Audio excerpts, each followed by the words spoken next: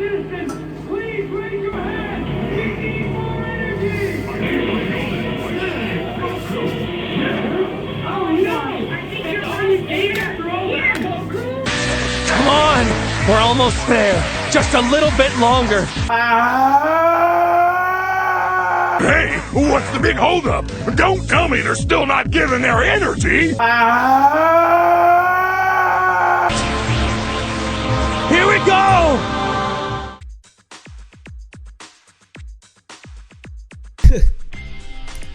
The Dragon Ball series was a series that I held near and dear to me.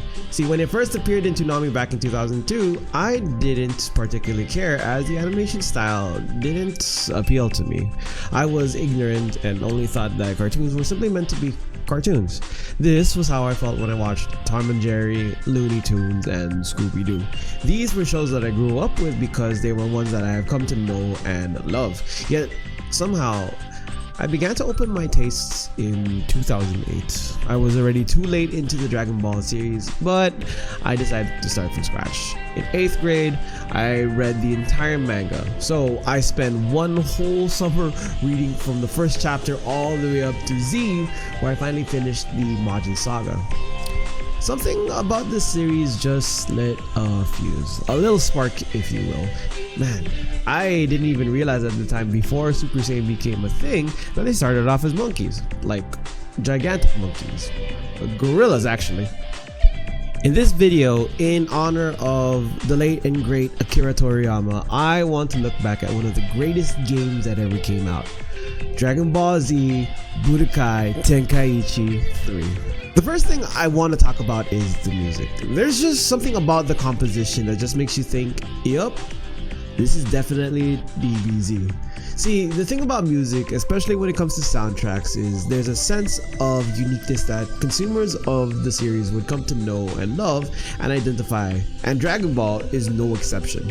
Part of the reason why is the likeness of the soundtrack compares to that of the animated series, so you feel more at home when you play a DBZ game. In fact, we gotta take a look back at the mastermind behind all of this, Shunsuke Kikuchi, who composed the original soundtracks for both the Dragon Ball and the Dragon Ball Z series. Part of the hype behind it is how the music tends to accompany the battle scenes. You hear it when you recognize the rock riffs and the fanfare. You know that an episodic battle is about to take place. That, mixed between the traditional Japanese instruments and orchestration from the West, makes it an iconic experience altogether. Now, the composers in charge of the Budokai Tenkaichi series were Toshiyuki Kishi and Takanori Arima. Both have quite the resume of their own, as they have worked together on several projects including Jump Force, Dragon Ball FighterZ, and One Punch Man, a hero nobody knows. They have done quite an amazing job at being able to retain the Dragon Ball Z formula, adding their own style into it. You can see it in tracks like Survive, where you feel the build up as a fight as you try to survive every onslaught of the attack that comes your way. Perhaps you feel the tension build up as you try to run it back against your player 2 as you listen to High and Scream to settle the score. It's funny that I am writing this essay as I'm listening to the soundtrack. Budokai Tenkaichi 3 had that authentic Dragon Ball experience. In the same way that you'd find yourself lifting your hands up to help Goku defeat Majin Buu through the Spirit Bomb, the game immerses you into the story. To be fair, it was one of the shortest ones in the series. You could actually finish an entire story mode in one sitting. The game actually picks up from the first episode of Dragon Ball Z, where you fight against Raditz. That's chapter 195 for all you manga readers out there. It actually covers the entire Z series and a little bit of both the Dragon Ball series as well as the GT series. Granted, the only drawback was that there were a few key battles that were missing, like the Saiyan Saga, where we see Kid Gohan versus Vegeta, and also when Kid Gohan turns into an ape. The Frieza Saga, where we got to see the infamous Ginyu Force, the Android Saga, where we got to see 16, 17, and 18 introduced, and finally the Majin Buu Saga. Speaking of sagas, the Budokai Tenkaichi 3 also had the What If Saga. This was a feature that was way far off from the original storyline. See, the What If Saga presents alternate storylines that ask the question, what if this happened?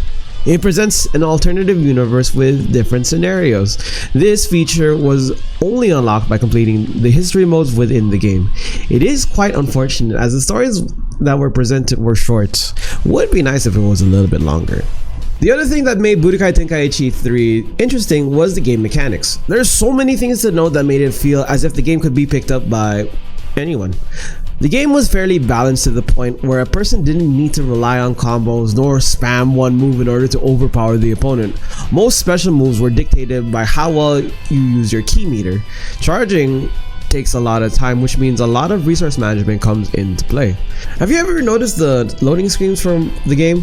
Most loading screens serve as a transition from one part to another.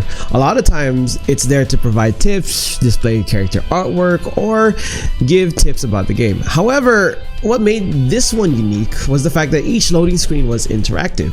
If you're like me, you hated the waiting game.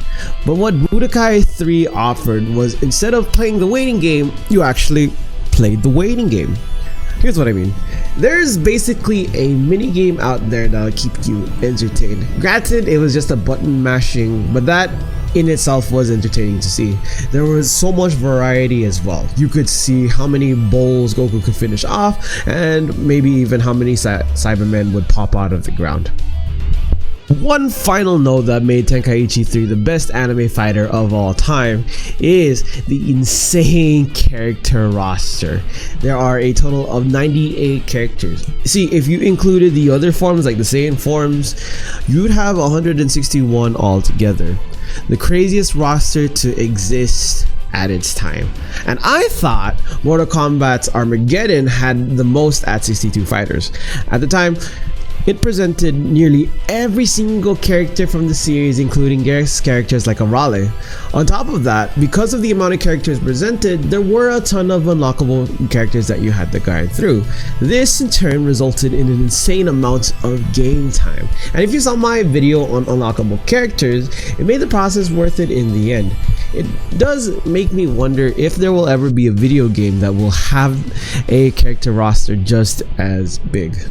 In the end, there's so many things about the game that I wanted to cover. Dragon Ball Z Budokai Tenkaichi 3 stands out as the pinnacle of the Dragon Ball Z gaming experience for numerous reasons. Its extensive character roster, diverse gameplay modes, and faithful representation of the Dragon Ball's universe provides players with an unparalleled level of immersion and enjoyment. Moreover, its accessible controls cater to both newcomers and seasoned players, ensuring that everyone can experience the thrill of epic battles. The dynamic battle environments and attention to detail further elevate the gaming experience, offering depth and strategy that keeps players coming back for more.